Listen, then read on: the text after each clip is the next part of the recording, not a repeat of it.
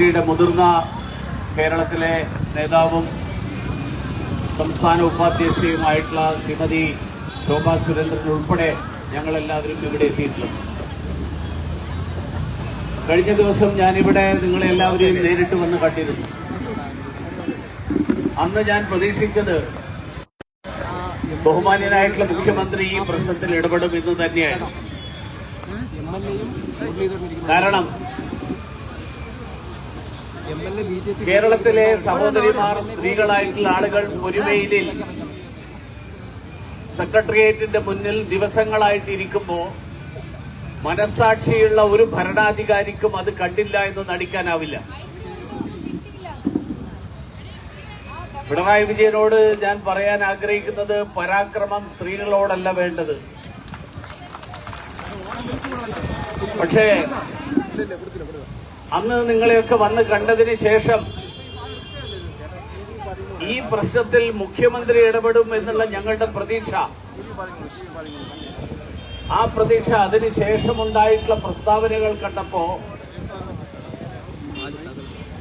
എനിക്ക് തോന്നിയത്, നിങ്ങൾ ഭീഷണിപ്പെടുത്താനും വിരട്ടിയോടിക്കാനുമുള്ള ഒരു ശ്രമമാണിപ്പോ കേരളത്തിൽ ഭരണം നടത്തിക്കൊണ്ടിരിക്കുന്ന സർക്കാരും അവരുടെ നേതൃത്വത്തിലുള്ള ആളുകളും നടത്തുന്നത് എന്നാണ്.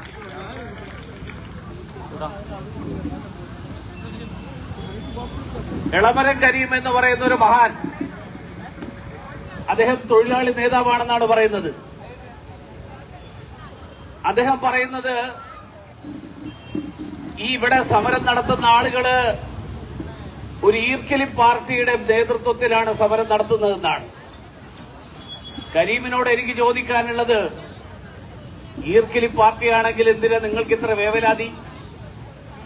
അപ്പൊ ഈർക്കിലി കുത്തിയാലും മുറിയും എന്ന് നിങ്ങൾക്ക് ബോധ്യമായതുകൊണ്ടാണോ നിങ്ങളിപ്പോ ഈ സമരത്തെക്കുറിച്ച് ഇത്ര വേവലാതിപ്പെട്ടുകൊണ്ടിരിക്കുന്നത്? കേരളത്തിലെ ആശാവർക്കർമാർ കേരളത്തെ ആരോഗ്യ മേഖലയിൽ രാജ്യത്തിന്റെ ഒന്നാം സ്ഥാനത്തെത്തുന്ന ഒരു സംസ്ഥാനമാക്കി മാറ്റിയതിൽ നിർണായകമായിട്ടുള്ള പങ്ക് വഹിച്ചിട്ടുള്ള ആളുകളാണ്.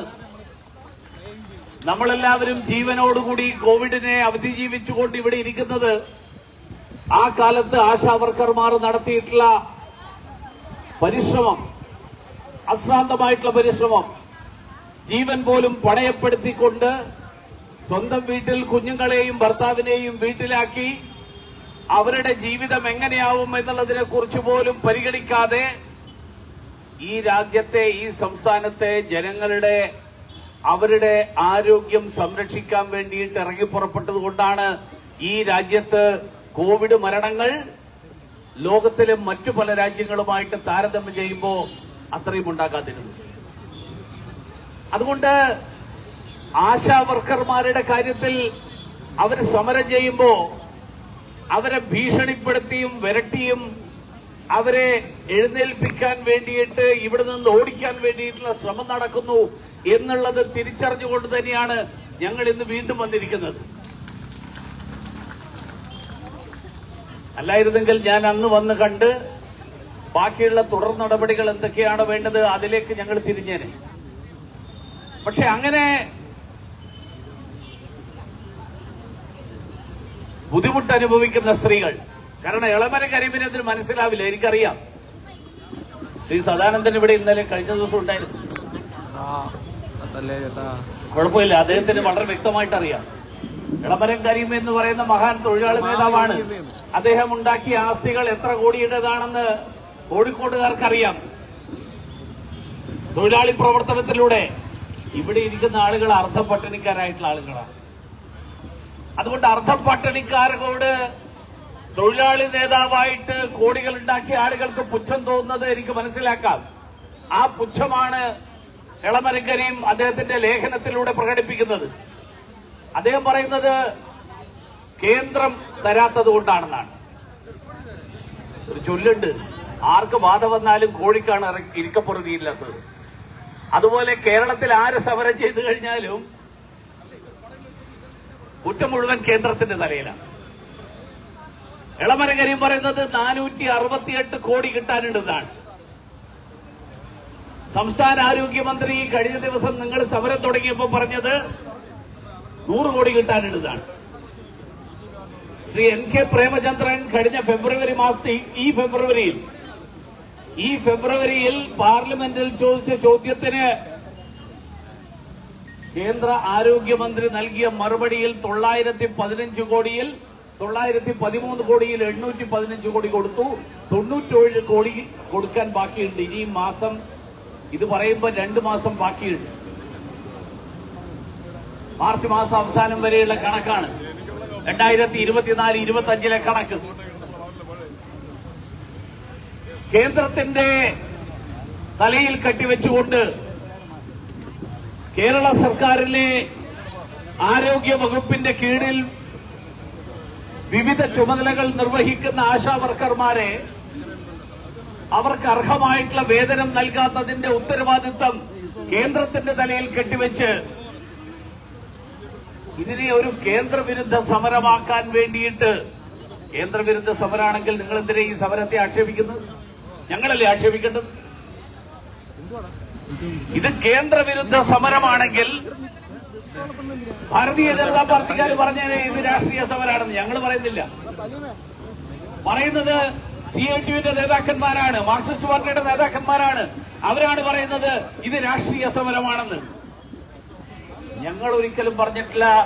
ഇവിടെ നടക്കുന്ന സമരത്തെയും ഞങ്ങൾ രാഷ്ട്രീയ സമരമാണെന്ന് പറഞ്ഞില്ല. പാർലമെന്റ് മാർച്ച് നിങ്ങൾ നടത്തിയപ്പോഴും ഞങ്ങൾ പറഞ്ഞിട്ടില്ല ഇത് രാഷ്ട്രീയ സമരമാണെന്ന്. പാർലമെന്റ് മാർച്ച് നടത്തിയതിനു ശേഷം ആശാ വർക്കർമാരുടെ പ്രതിനിധികൾ സ്മൃതി ഇറാനി ഉൾപ്പെടെയുള്ള കേന്ദ്രമന്ത്രിമാരെ കാണാൻ വന്നപ്പോ അവരെല്ലാവരും എന്തൊക്കെ പ്രശ്നങ്ങളാണ് ചർച്ച ചെയ്യാനുള്ളത്, എന്തൊക്കെ പ്രശ്നങ്ങളാണ് കേന്ദ്ര സർക്കാരിന്റെ മുന്നിൽ അറിയിക്കാൻ ആഗ്രഹിക്കുന്നത്, അത് മുഴുവൻ കേൾക്കാൻ സന്നദ്ധരായിട്ട് തന്നെയാണ് നിന്നത്. ഞങ്ങളാരും പറഞ്ഞിട്ടില്ല ഈ ഇർക്കിൽ പാർട്ടിക്കാർ വന്നിട്ട് ഇവിടെ സമരം ചെയ്തിട്ട് ഞങ്ങളെ ഭീഷണിപ്പെടുത്തണ്ടാവും. അതുകൊണ്ട് കേരളത്തിലെ ആശാ വർക്കർമാര് സമരം ചെയ്യുമ്പോൾ ആ സമരം ചെയ്യുന്ന സാധാരണക്കാരായിട്ടുള്ള സഹോദരിമാരെ ആക്ഷേപിക്കാൻ, അവരെ വിരട്ടിയോടിക്കാൻ നടത്തുന്ന ശ്രമം, ആ ശ്രമം വിലപ്പോവില്ല എന്ന് ഒരിക്കൽ കൂടി ആവർത്തിക്കാൻ വേണ്ടിയാണ് ഞങ്ങൾ ഇന്നിവിടെ എത്തിയിട്ടുള്ളത്. എത്രയാണ് നിങ്ങൾക്ക് കിട്ടാനുള്ളത് എന്നുള്ളതിനെ പറ്റിയിട്ട് എളമരം കരീം പറയുന്നത് 468 കോടി, ആരോഗ്യമന്ത്രി പറയുന്നത് 100 കോടി. ഇന്നലെ ചാനൽ ചർച്ചയിൽ ചില ആളുകൾ പറഞ്ഞത് 600 കോടി കിട്ടാനുണ്ടെന്നാണ്.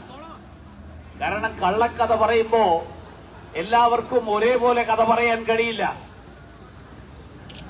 കേന്ദ്ര സർക്കാരിനെ ആക്ഷേപിച്ചുകൊണ്ട് കേന്ദ്ര സർക്കാർ ആശാ വർക്കർമാരുടെ കാര്യത്തിൽ എക്കാലത്തും അനുഭാവപൂർണമായിട്ടുള്ള സമീപനമെടുത്തിട്ടുള്ള സർക്കാരാണ്. അതുകൊണ്ടാണ് 2018 ഒന്നാം നരേന്ദ്രമോദി സർക്കാരിന്റെ കാലത്ത് അതുവരെ ഉണ്ടായിരുന്ന ഇൻസെന്റീവ് നേരെ ഇരട്ടിയാക്കി, 1000-ൽ നിന്ന് 2000 ആക്കി. 2000 പോരാ എന്നുണ്ടെങ്കിൽ തീർച്ചയായിട്ടും കേന്ദ്ര സർക്കാർ അത് പരിഗണിക്കണമെന്ന് തന്നെയാണ് ഭാരതീയ ജനതാ പാർട്ടി എന്നുള്ള നിലയിൽ ഞങ്ങളുടെ അഭിപ്രായം. കാരണം ഓരോ സംസ്ഥാനത്തെ സാഹചര്യങ്ങൾ വ്യത്യസ്തമാണ്. ഒരുപക്ഷെ ഇന്ത്യയിലെ മറ്റു ചില സംസ്ഥാനങ്ങളിൽ ഉണ്ടാകുന്നതിനേക്കാൾ ജീവിത വില സൂചിക കൂടുതലുള്ള ഒരു സംസ്ഥാനം എന്നുള്ള നിലയിൽ കേരളത്തില് കൂടുതലായിട്ടുള്ള ചെലവുള്ള ഒരു സാഹചര്യത്തിൽ ഈ ഇൻസെന്റീവ് അഖിലേന്ത്യാ തലത്തിൽ ഒരേ ഇൻസെന്റീവ് തന്നെ വേണമോ, അതോ സംസ്ഥാനങ്ങളുടെ സാഹചര്യങ്ങൾ പരിഗണിച്ചുകൊണ്ട് ആ ഇൻസെന്റീവ്, വ്യത്യസ്തമായിട്ടുള്ള ഇൻസെന്റീവ് നടപ്പിലാക്കാൻ കഴിയുമോ എന്നുള്ളതടക്കം കേന്ദ്ര സർക്കാർ പരിഗണിക്കണം. അതോടൊപ്പം സംസ്ഥാന സർക്കാരിന്റെ കീഴിൽ ജോലി ചെയ്യുന്ന, സംസ്ഥാന സർക്കാർ ഏൽപ്പിച്ചിട്ടുള്ള നിരവധി ചുമതലകൾ നിറവേറ്റുന്ന ഈ നാട്ടിലെ സഹോദരിമാർക്ക് നൽകുന്ന ഓണറേറിയം, ആ ഓണറേറിയം നൽകാൻ സാധിക്കുന്നില്ലെങ്കിൽ, ഞാൻ കഴിഞ്ഞ ദിവസം പറഞ്ഞു, ഇന്നോവ കാർ വാങ്ങാൻ 30 കോടി മാറ്റിവെക്കുന്ന സംസ്ഥാന ബജറ്റിൽ അതിൽ നിന്ന് കുറച്ച് പൈസയെങ്കിലും ആശാ വർക്കർമാർക്ക് ഓണറേറിയം നൽകാൻ സംസ്ഥാന സർക്കാർ മാറ്റിവെക്കണം. 1600 രൂപ സാമൂഹ്യ പെൻഷൻ നൽകാനില്ല എന്ന് പറയുന്ന ആളുകളാണ് ബജറ്റിൽ കോടിക്കണക്കിന് രൂപ, ഏതാണ്ട് 100 കോടി രൂപയാണ് കാർ വാങ്ങാൻ വേണ്ടിയിട്ട് പുതിയ കാർ വാങ്ങാൻ വേണ്ടി മാറ്റിവെച്ചിരിക്കുന്നത്. അതുകൊണ്ട് ഈ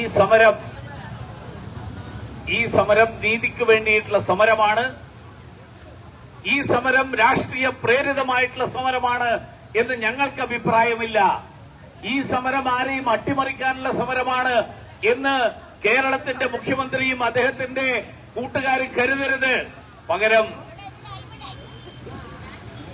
പട്ടിണി കിടക്കുന്ന സഹോദരിമാർ, അതിന് പരിഹാരം കണ്ടെത്താൻ വേണ്ടിയിട്ട് അവരെ തൊഴിലാളികളായിട്ട് അംഗീകരിക്കണം, അതിനു വേണ്ടിയിട്ടുള്ള നിയമനിർമ്മാണം നടത്തണം എന്നാവശ്യപ്പെട്ടുകൊണ്ട് സെക്രട്ടേറിയറ്റ് മുന്നിൽ സമരം ചെയ്യുമ്പോൾ ഒരു സാമാന്യ മര്യാദ എന്നുള്ള നിലയിലെങ്കിലും ഈ സംഘടനയുടെ പ്രതിനിധികളെ, ആശാവർക്കർമാരുടെ പ്രതിനിധികളെ വിളിച്ച് അവരോട് കാര്യങ്ങൾ സംസാരിക്കാൻ ഇനിയും താമസിക്കരുത്. പകരം ഈ സമരത്തെ ഭീഷണിപ്പെടുത്തി, ഈ സമരത്തെ വിരട്ടി, സമരത്തിലിരിക്കുന്ന ആളുകളെ നിങ്ങളുടെ ജോലി നഷ്ടപ്പെടുമെന്ന് പറഞ്ഞ്, ഞാൻ മനസ്സിലാക്കുന്നത് ഇന്ന് ചില പഞ്ചായത്തുകളിൽ, ആ പഞ്ചായത്തുകളിൽ വളണ്ടിയർമാർ എന്ന് പറഞ്ഞിട്ട് കുറച്ച് ആളുകൾ എടുക്കാൻ പോകുന്നു എന്ന് പറഞ്ഞിട്ട് ചില പഞ്ചായത്തുകളിൽ ശ്രമം നടത്തുന്നുണ്ട്. ഭാരതീയ ജനതാ പാർട്ടിയുടെ അംഗങ്ങളുള്ള എല്ലാ പഞ്ചായത്തുകളിലും അങ്ങനെയുള്ള എല്ലാ ശ്രമങ്ങളും ഒരു കാരണവശാലും വിജയിക്കില്ല എന്ന് ഉറപ്പുവരുത്താനുള്ള തീരുമാനം ഭാരതീയ ജനതാ പാർട്ടി എടുത്തിട്ടുണ്ട്. ഞങ്ങളുടെ പഞ്ചായത്ത് മെമ്പർമാര് ഈ തട്ടിപ്പ്, ഈ വിരട്ടലിൽ നിങ്ങൾ വീഴരുത് എന്ന്, കാരണം നിങ്ങളോട് മാത്രം പറയല്ല, നിങ്ങളെപ്പോലെയുള്ള നൂറുകണക്കിന് ആശാ വർക്കർമാരുടെ നടത്തുന്ന സേവനത്തിന്റെ പ്രയോജനം ലഭിക്കുന്നവരാണ് ഈ സംസ്ഥാനത്തെ ഓരോ പഞ്ചായത്തിലെയും സാധാരണക്കാരായിട്ടുള്ള ജനങ്ങൾ.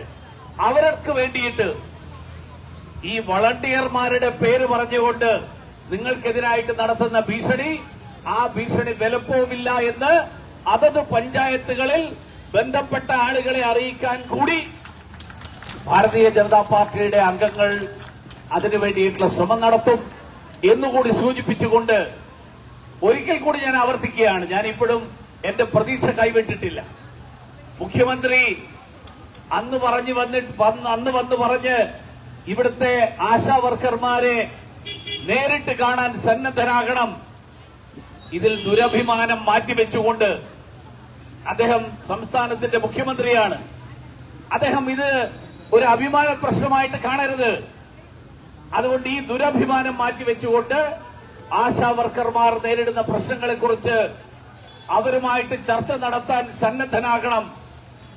ഈ കേരളത്തിന്റെ ആരോഗ്യ മേഖല നേരിടുന്ന ഗുരുതരമായിട്ടുള്ള പ്രശ്നങ്ങളിലേക്ക് കടക്കാതിരിക്കാൻ, അതുണ്ടാക്കുന്ന പ്രതിസന്ധികൾ, ആ പ്രതിസന്ധികൾ ഒഴിവാക്കാൻ വേണ്ടിയിട്ട് അദ്ദേഹത്തിന്റെ അടിയന്തരമായിട്ടുള്ള ഇടപെടൽ ഉണ്ടാകണം എന്ന് ഒരിക്കൽ കൂടി ആവർത്തിച്ചുകൊണ്ട് ഈ സമരത്തിന് ഭാരതീയ ജനതാ പാർട്ടിയുടെ തിരുവനന്തപുരത്തെയും സംസ്ഥാനത്തെയും പ്രമുഖരായിട്ടുള്ള നേതാക്കന്മാരുടെ സാന്നിധ്യത്തിൽ ഒരിക്കൽ കൂടി പിന്തുണ ശ്രീ പി സുധീർ, ഭാരതീയ ജനതാ പാർട്ടിയുടെ സംസ്ഥാന ജനറൽ സെക്രട്ടറി അടക്കം ഇവിടെ എത്തിയിട്ടുണ്ട്.